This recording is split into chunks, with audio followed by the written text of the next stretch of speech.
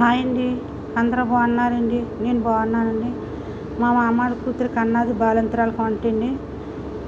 Chicken అండి, అల్లం వెల్లుల్లి పేస్టు, బంగాళదుంప, క్యారెట్, బీరకాయ ముక్కలండి, ఉల్లిపాయలు, టమాటాలు, ఇదిగో నూనె పోతున్నానండి. నిమ్మరసం వేస్తున్నానండి 2 కాయలది.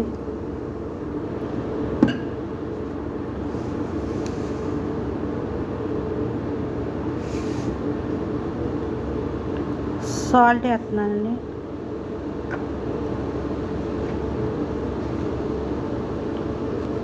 మిరియాల పొడి వేస్తున్నాను. మనకి బాలింతరాలకి ఏమి తినరో ఇక్కడ అలాంటిది ఏమి కన్నా ఇవాళకి 6వ రోజుండి ఇవాళ కన్నది. కన్నా కానించి ఇవే వంటలండి మాకు. ఏమో ధనియాల పౌడర్ అండి ఇది.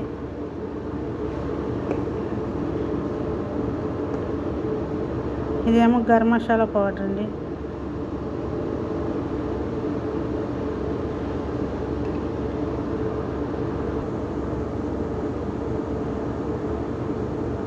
ఇదేమో కొంచెం పసుపు అండి. ఇదేమో బొబ్బరికాయ పౌడర్ అండి. కారం ఉండదు. నేను టమాటా పేస్ట్ వేస్తున్నానండి 2 చెంచాలకి టమాటా పేస్ట్.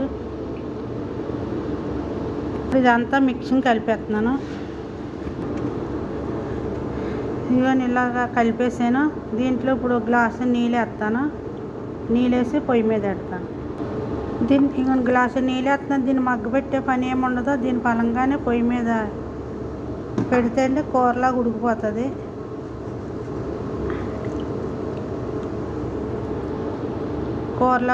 అన్నమాట. ఇలాగా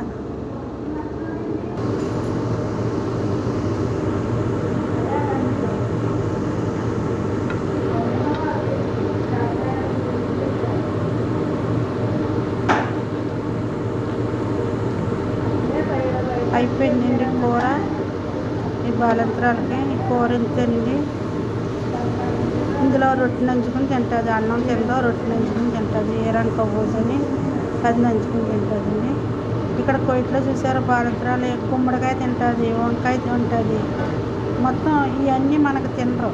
మనకు బాలింతరాలు కోయిట్లో ఇలా తింటారన్నమాట.